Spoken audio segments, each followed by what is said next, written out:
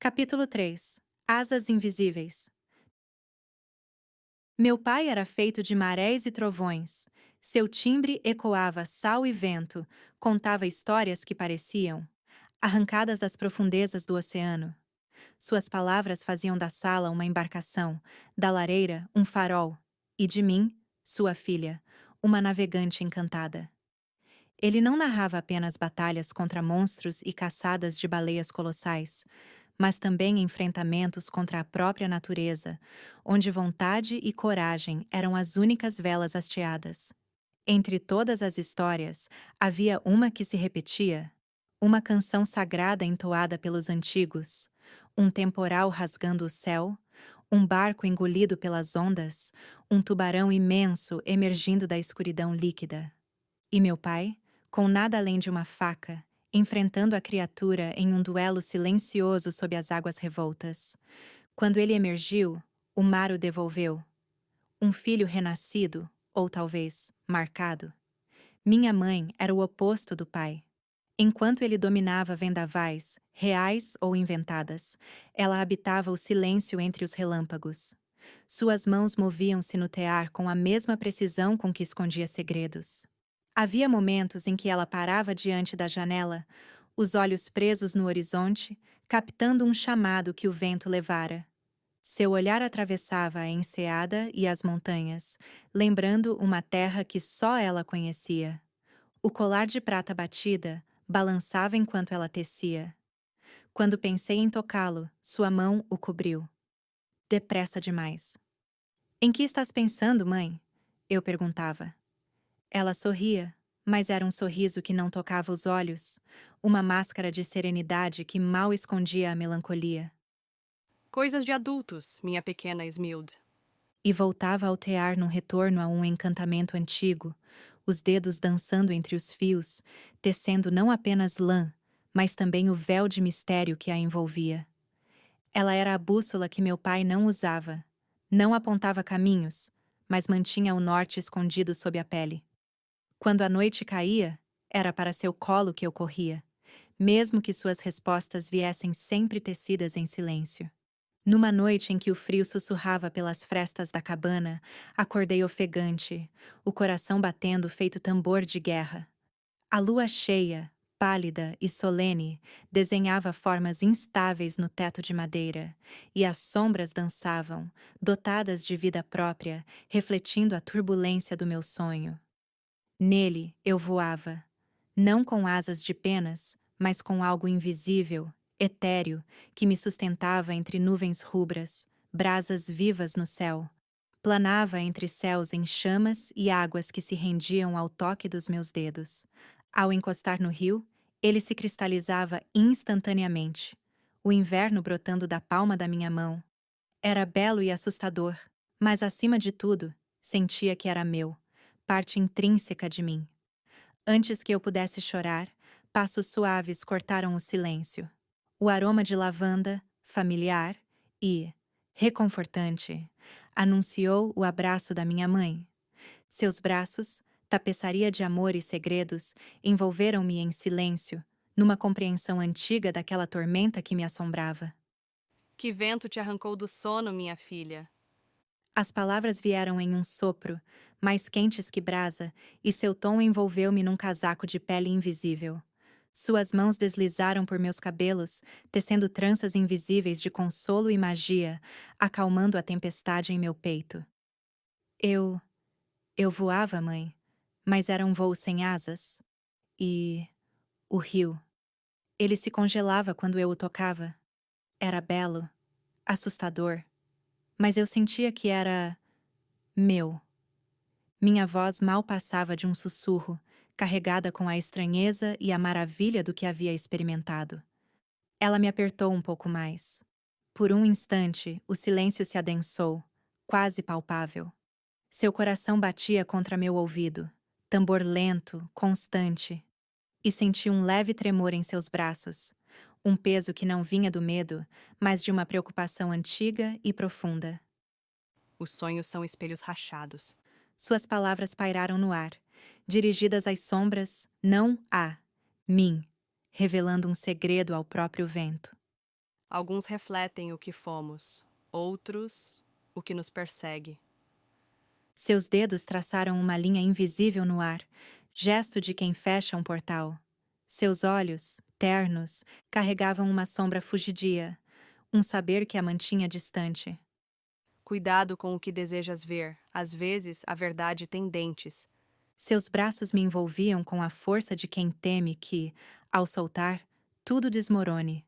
O cheiro de lavanda em sua pele misturava-se ao sal das minhas lágrimas contidas, e a cada batida de seu coração eu sentia o peso do fardo que ela carregava. Antes de comandar os ventos, é preciso aprender a escutar o som das folhas. Ela acrescentou, beijando minha testa. A paciência, Smilde, também é uma forma de poder. Quis perguntar mais. Quis gritar as perguntas que me sufocavam, mas os olhos dela me calaram com uma ternura que não admitia réplicas. E quando adormeci novamente, o céu ainda me chamava, e a sensação do voo ainda persistia em meus membros. Às vezes, me pegava à beira do mar, olhando para as águas escuras que refletiam o céu, e minhas mãos se cerravam, não apenas pelo frio, mas pela imagem do futuro que me aguardava. Um marido, uma casa, uma vida que não era minha. O mesmo vento que me levara aos céus no sonho, agora assobiava entre as frinchas da cabana, um convite que eu não ousava aceitar. Em vez disso, afundava as unhas na pele, na esperança de que a dor me lembrasse de que ainda havia uma parte de mim que resistia, que ansiava por algo além do destino traçado. Mas havia também um eco dentro de mim, uma melodia silenciosa que insistia em esperança, para acreditar que um dia minha coragem me levaria além das correntes invisíveis que me prendiam. E assim, entrelaçada entre a inquietação e o desejo de liberdade, adormeci nos braços confortantes de minha mãe, com a promessa silenciosa de buscar meu próprio caminho, um caminho que me permitisse voar. Muitas vezes, eu a observava saindo à noite com meu pai, uma pequena bolsa de couro presa ao ombro, levando ervas e frascos que exalavam odores doces e amargos.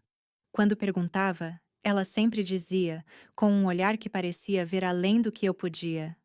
Há dores que apenas mãos treinadas podem tocar. Uma vez fui mais ousada, a curiosidade superando o receio.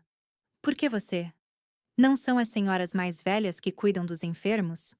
Ela hesitou por um segundo, o olhar se perdendo, atento a algo distante. Um sussurro vindo de um tempo esquecido.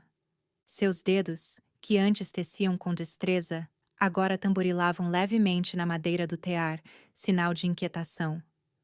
Porque há feridas que não se veem. Seu tom era sereno, mas algo em seu olhar, uma sombra fugidia, um peso invisível, me fez prender a respiração. Havia muito mais por trás daquelas palavras simples, um fardo que só ela podia suportar. Eu carregava perguntas que ninguém parecia disposto a responder, perguntas que ecoavam em minha mente. Uivos do vento nas montanhas.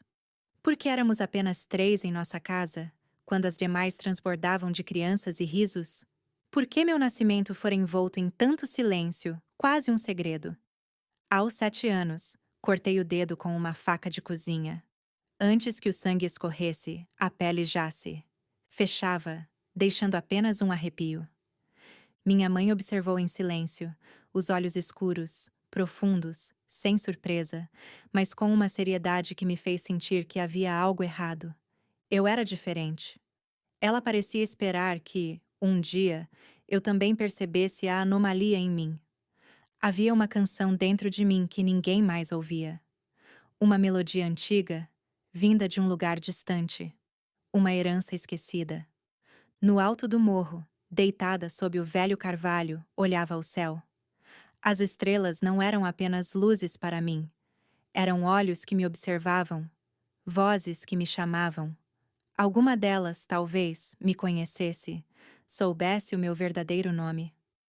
Quando vou saber? Perguntei certa vez, com o rosto banhado pela brisa fria da madrugada. A voz, um sussurro no vasto silêncio. O vento não respondeu, mas o silêncio. O silêncio parecia guardar uma resposta que ainda não podia ser dita. um segredo que o tempo revelaria. Às vezes, em noites muito calmas, eu achava que via um brilho diferente entre as estrelas. Um leve pulsar. Uma delas me chamava pelo nome, um convite para um destino desconhecido. Enquanto a infância se desfazia, gelo ao sol, algo em mim crescia, invisível, mas firme. Não era rebeldia, nem apenas desejo de liberdade. Era um chamado, uma força inata que me impulsionava. Havia uma porta dentro de mim e, do outro lado, uma versão mais forte, mais inteira, esperando para ser encontrada. Eu não sabia o nome disso, mas sabia que um dia voaria, mesmo sem asas visíveis. Obrigado por acompanhar até aqui. Este é o meu jeito de levar um pouco de inspiração e entretenimento até você. Se gosta do meu trabalho, apoie o canal se inscrevendo e compartilhando com os amigos. Sua presença e apoio significam muito para mim. Muito obrigado.